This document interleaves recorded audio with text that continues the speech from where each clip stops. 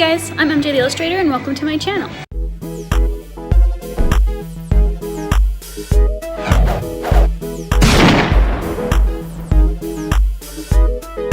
And I have my guest here, Ryuk, and his contact will be in the description below.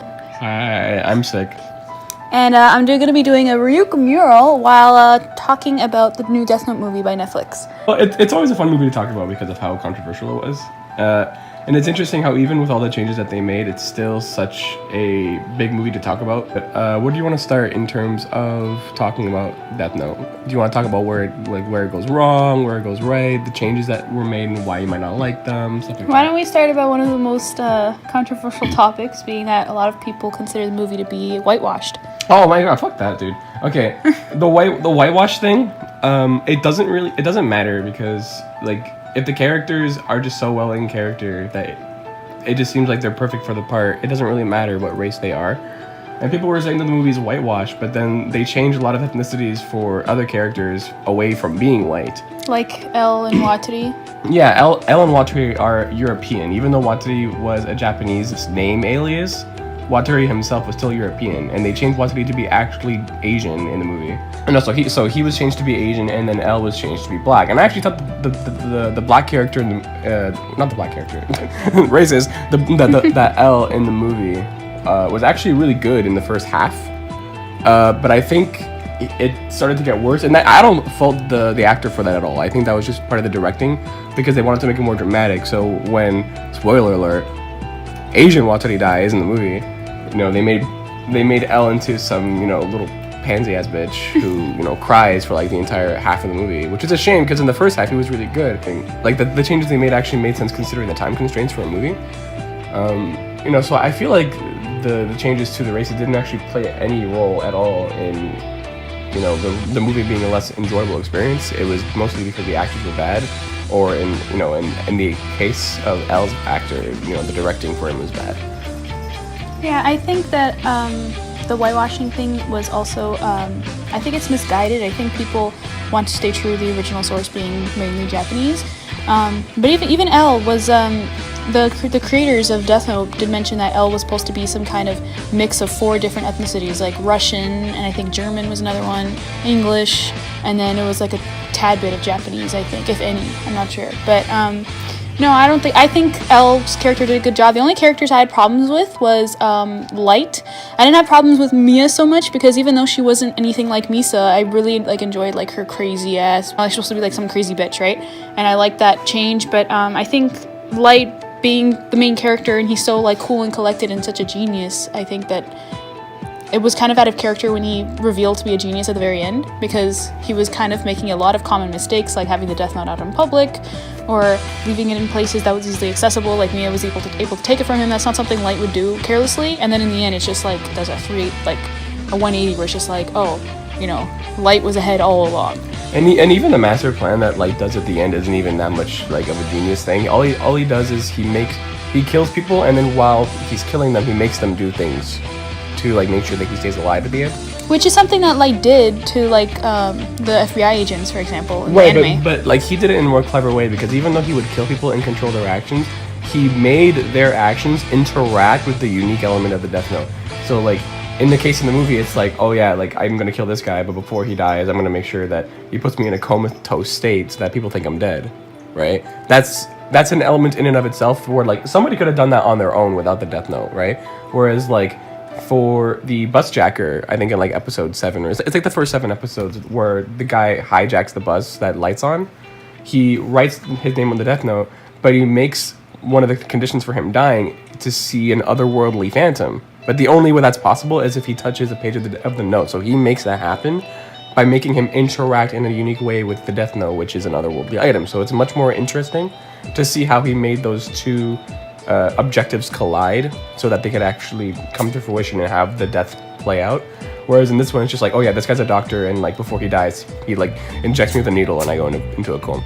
It is pretty clever what he did in the movie, but I feel that's something that any smart person would have actually been able to think of on their own. It's not exclusive to Light's original genius. Yeah. when I was watching the movie, I found myself liking Mia a lot more. I'm like, bro, she's smarter than Light. I'm like, what the fuck? Yeah, a lot of people were saying that Mia showed more characteristics of the original Light, especially since she was the one who killed all the FBI agents, and Light was being all like, why would you do that? And she was like, well, they're trying to, like, fuck with Kira. So, like, who the hell do they think they are? Like, that is more of Light's personality as opposed to the Light from the Death Note.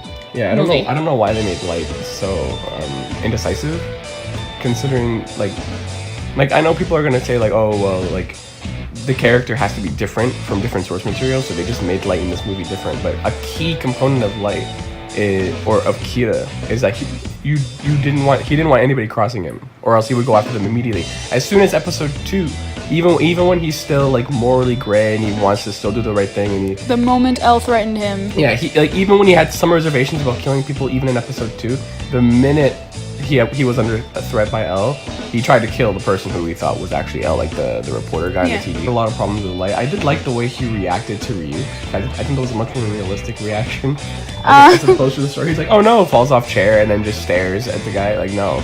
I don't know. I disagree with that. I think that the fact that Light was calm about seeing Ryuk was realistic because he's been killing people for like how many, like a couple days or like a couple weeks or something like that.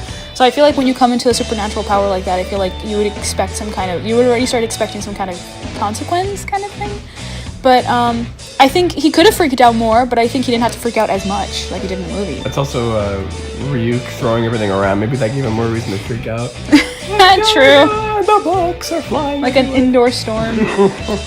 What about Ryuk? What did you think? I thought the voice actor that they chose for Ryuk was brilliant. William Dafoe impresses everyone. That said, I think that what they should have done is they should have taken that money that they spent on hiring William Dafoe and hired some better writers. I think the only reason why they had him so much more involved in the story than in the show is because of William Dafoe. They wanted him to be in more scenes, maybe so they can throw him in more trailer scenes. Like in the trailers, he's almost always there, but then in the movie, he's only there like a little bit of the time. Yeah, so he still plays a more active role, and I don't know how I feel about that. Yeah, and you can kind of tell that it felt like they forced him in there for the sake of having him in there, because even when Ryuk was in the movie, he had very little screen time, and he was always in the shadows. You never really see like the animate, like the CGI of Ryuk that well. But in terms of Ryuk's character, this goes back on how like Light was out of character for the movie, because Ryuk in the movie was the one to push him into testing the notebook in the first place, whereas in the original, Light did everything on his own. And I wasn't really like happy with that change, because it makes Ryuk seem more sinister and evil, like an actual Grim Reaper kind of thing, as opposed to the funny apple-loving god of death that we all know. I can guarantee you that the reason why it was Americanized was not because they wanted a different adaptation of Death Note. It was to save budget, because if they had kept true to the source material in Japan, they'd have to build setups that matched Japanese culture, or they'd have to actually go to Japan and film there. And considering that the CGI wasn't really there, and that besides William Dafoe, that the other actors that were there are not really high profile, shows me that they really did not have a budget for the movie at all. So they probably couldn't even afford to go to Japan and film there, or to build sets that look like a Japan school or building, stuff like that. Yeah, people are suggesting that they hire plenty of American Japanese actors. But then again, like you said, then that's implying that they live in Japan. Mm-hmm. And then you would have to change a lot more than just hiring the right actors. And I think that's why they changed the names as well. Yeah, but how do you fuck up Death Note? It's like, you could do a totally original story with Death Note, just like the premise of a notebook that kills people by writing their name in it. There are so many things that you could do with a story like that. As bad as this movie is, it's still better than anything they could have come up with on their own. That's true. And I also want to give Netflix credit for even giving it a try, because I also think that the Western side of the world doesn't... It's like they kind of ignore that anime exists sometimes. Like, they don't want to address it. Because they knew that if anime became mainstream, it would completely overtake, Western cartoons. It's the same thing with the music, right? Like, have you ever looked... Like, Korean pop is, like, actually so good. Anyways, thanks for having this conversation, Rikushi. Thanks, Mary Jane Works. Anyways, thanks for watching. Don't forget to subscribe and consider supporting me on Patreon so that I can continue making videos so I can eat at the same time. And, yeah, we'll see you next time. Goodbye. Ciao.